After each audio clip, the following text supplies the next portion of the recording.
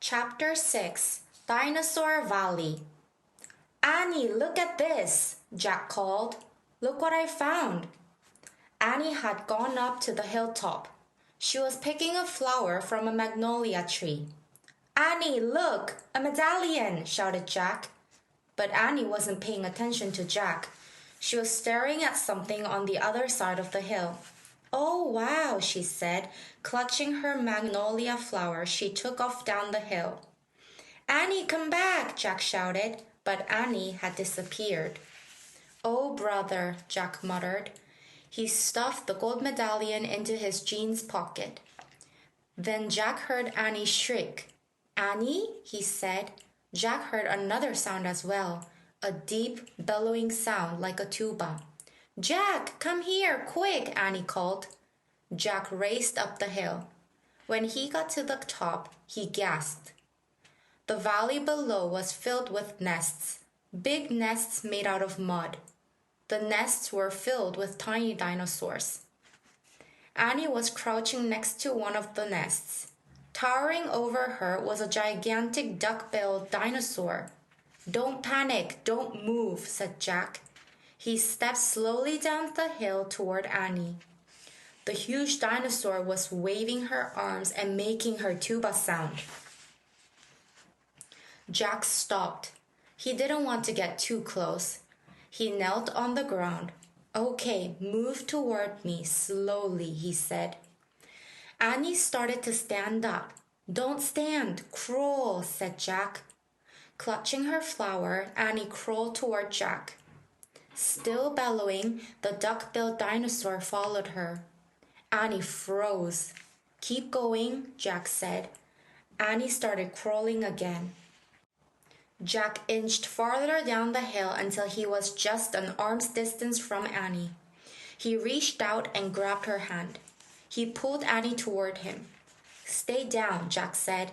He crouched next to her. Bow your head, pretend to chew. Chew? Said Annie. Yes, said Jack. I read that's what you do if a mean dog comes at you. She's no dog, Jack, said Annie. Just chew, said Jack. Jack and Annie both bowed their heads and pretended to chew. Soon the dinosaur grew quiet. Jack looked up. I don't think she's mad anymore, he said. You saved me, said Annie. Thanks. You have to use your brain, Annie, said Jack. You can't just go running to a nest of babies. There's always a mother nearby. Annie stood up. Annie, don't, said Jack. Too late. Annie held out her magnolia flower to the dinosaur. I'm sorry I made you worry about your babies, she said. The dinosaur moved closer to Annie. She grabbed the flower from her hand. She reached for another. No more, said Annie. The dinosaur let out a sad tuba sound. But there are more flowers up there, Annie said. She pointed to the top of the hill. I'll get you some. Annie hurried up the hill. The dinosaur waddled after her. Jack quickly looked at the dinosaur babies. Some were crawling out of the nests. Where are the other mothers? Jack wondered. Jack took out the dinosaur book. He flipped through the pages. He found a picture of some duck-billed dinosaurs. He read the caption. The Anatosauruses lived in colonies. While a few mothers babysat the nests, others looked for food. So there were probably more mothers close by looking for food. Hey, Jack, Annie called. Jack looked up. Annie was at the top of the hill feeding magnolia flowers to the giant Anatosaurus. Guess what? Annie said. She's nice too. Suddenly, the Anatosaurus made her terrible tuba sound. Annie crouched down and started to chew. The dinosaur charged down the hill. She seemed afraid of something. Jack put the book on top of his pack. He hurried to Annie. I wonder why she ran away, said Annie. We were starting to be friends. Jack looked around. What he saw in the distance almost made him faint. An enormous monster was coming across the plain. The monster was walking on two strong legs. It was swinging a long, thick tail and dangling two tiny arms. It had a huge head and its jaws were wide open. Even from far away, Jack could see its long, gleaming teeth. "Tyrannosaurus Rex!" whispered Jack. Chapter 7. Ready, Set, Go. "Run, Annie, run!" cried Jack. "Run to the treehouse!" Jack and Annie dashed down the hill together. They ran through the tall grass and ferns and past the pteranodon. They scrambled up the rope ladder and tumbled into the treehouse. Annie leaped to the window. "It's going away," she said, panting. Jack pushed his glasses into place. He looked out the windows with Annie. The Tyrannosaurus was wandering off. But then the monster stopped and turned around. "Duck," said Jack. The two of them ducked their heads. After a long moment, they peeked out the window again. "Coast clear," said Jack. "Yay," whispered Annie. "We have to get out of here," said Jack. "You made a wish before," said Annie. "Right," said Jack. He took a deep breath. "I wish we could go back to Frog Creek." Nothing happened. "I said I wish," started Jack. "Wait," said Annie. "You were looking at a picture in the dinosaur book, remember?" "Oh no, I left the book and my pack on the hill," said Jack. "I have to go back." "Forget it," said Annie. "I can't," said Jack. "The book doesn't belong to us. Plus, my notebook with all my notes is in my pack. And my—" Okay, said Annie. "I'll hurry," said Jack. He climbed quickly down the ladder and leaped to the ground. Jack raced past the pteranodon, through the ferns, through the tall grass, and up the hill. He looked down. His pack was lying on the ground. On top of it was the dinosaur book. But now the valley below was filled with Anattosauruses. They were all standing guard around the nests. Where had they been? Did fear of the Tyrannosaurus send them home? Jack took a deep breath. "Ready, set, go," he thought. He charged down the hill. He ran to his backpack. He scooped it up. He grabbed the dinosaur book. Jack heard a terrible tuba sound, then another and another. All the Anattosauruses were bellowing at him. Jack took off. He raced up to the hilltop. He started down the hill. He stopped. The Tyrannosaurus Rex was back. It was standing between Jack and the treehouse. Chapter 8. A Giant's Shadow. Jack jumped behind the magnolia tree. His heart was beating so fast he could hardly think. He peeked out at the giant monster. The horrible-looking creature was opening and closing its huge jaws. Its teeth were as big as steak knives. "Don't panic," thought Jack. "Think." He peered down at the valley. Good. The duck-billed dinosaurs were sticking close to their nests. Jack looked back at the Tyrannosaurus. Good. The monster still didn't seem to know he was there. Don't panic. Think. Maybe there's information in the book. Jack opened the dinosaur book. He found Tyrannosaurus Rex. He read, "Tyrannosaurus Rex was one of the largest meat-eating land animals of all time. If it were alive today, it could eat a human in one bite." Great, thought Jack. The book was no help at all. Jack tried to think clearly. He couldn't hide on the other side of the hill. The Anattosauruses might stampede. He couldn't run to the treehouse. The Tyrannosaurus might run faster. Maybe he should just wait for the monster to leave. Jack peeked around the tree. The Tyrannosaurus had wandered closer to the hill. Something caught Jack's eye. Annie was coming down the rope ladder. Is she nuts? What is she doing? Jack wondered. Jack watched Annie hop off the ladder. Annie hurried over the pteranodon.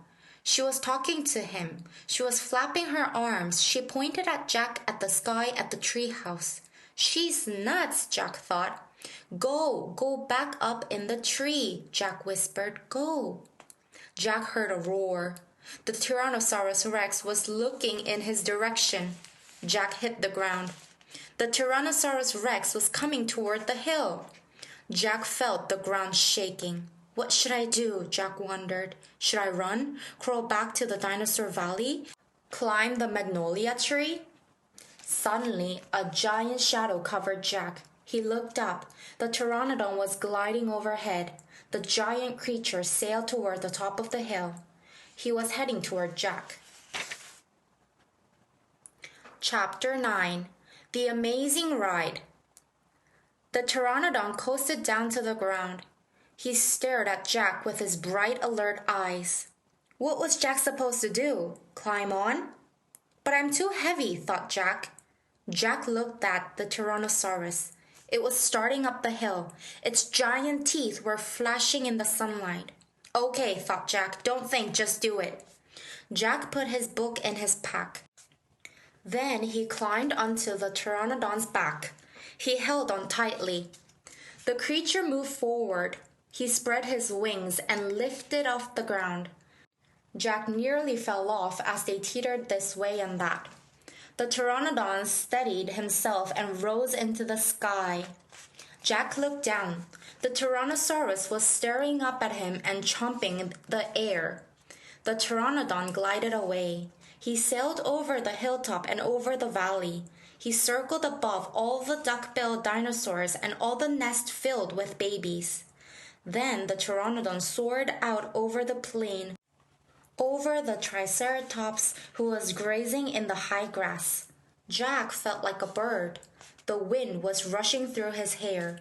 The air smelled sweet and fresh. Jack whooped and laughed. He couldn't believe it. He was riding on the back of an ancient flying reptile. The pteranodon sailed over the stream and over the ferns and bushes. Then he carried Jack down to the base of the oak tree. When they came to a stop, Jack slid off the creature's back and landed on the ground. The pteranodon took off again and glided into the sky. Bye, Henry, called Jack. Jack, are you okay? Annie shouted from the treehouse. Jack pushed his glasses into place. He kept staring at the pteranodon. Jack, Annie called. Jack looked up at Annie. He smiled. Thanks for saving my life, he said. That was really fun. Thank Henry, not me, said Annie. Come on, climb up.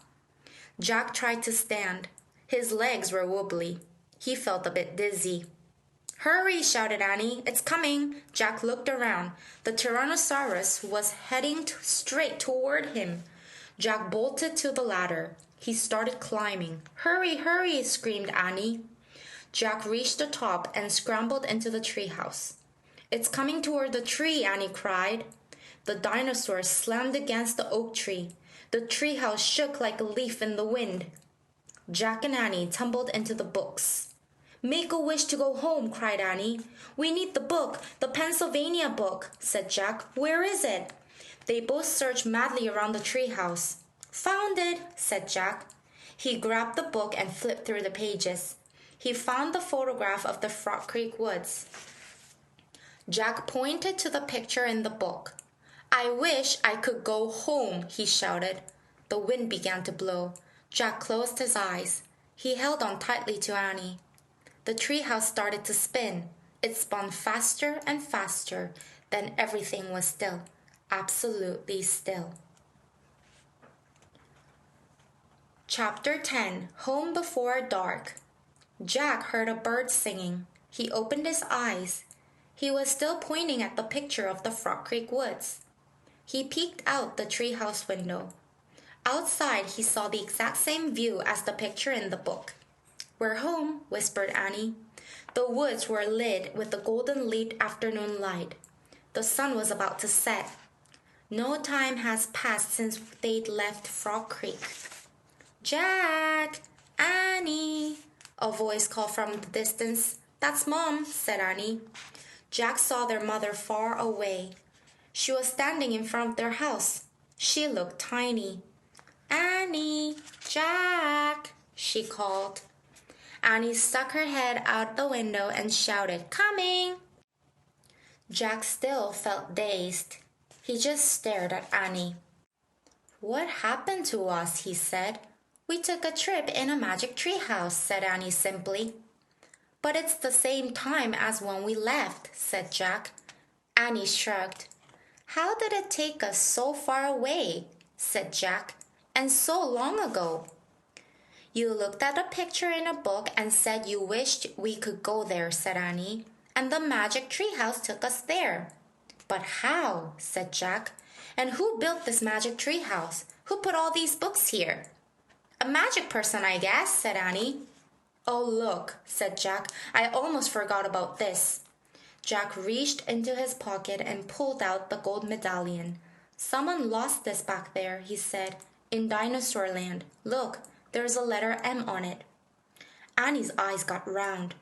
You think M stands for the magic person? She asked. I don't know, said Jack. I just know someone went to that place before us. Jack, Annie, their mom called again. Coming, Annie shouted again. Jack put the gold medallion back in his pocket. He pulled the dinosaur book out of his pack and put it back with all the other books. Then he and Annie took one last look around the treehouse. Goodbye, house, whispered Annie. Jack slung his backpack over his shoulders. Annie started down the rope ladder. Jack followed. Seconds later, they hopped onto the ground and started walking out of the woods. No one's going to believe our stories, said Jack. So let's not tell anyone, said Annie. Dad won't believe it, said Jack. He'll say it was a dream, said Annie. Mom won't believe it, said Jack. She'll say it was pretend. My teacher won't believe it, said Jack. She'll say you're nuts, said Annie. We'd better not tell anyone, said Jack. I already said that, said Annie. Jack sighed. I think I'm starting not to believe it myself, he said. They left the woods and started up the road toward their house. As they walked past all the houses on their street, the trip the dinosaur time did seem more and more like a dream. Only this world and this time seemed real. Jack reached into his pocket. He clasped the gold medallion. He felt the engraving of the letter M. It made his fingers tingle. Jack laughed. Suddenly, he felt very happy. He couldn't explain what had happened today, but he knew for sure that their trip in the magic treehouse had been real. Absolutely real. Tomorrow, Jack said softly, we'll go back to the woods. Of course, said Annie. And we'll climb up to the treehouse, said Jack. Of course, said Annie. And we'll see what happens next, said Jack. Of course, said Annie. Race you! And they took off together, running for home.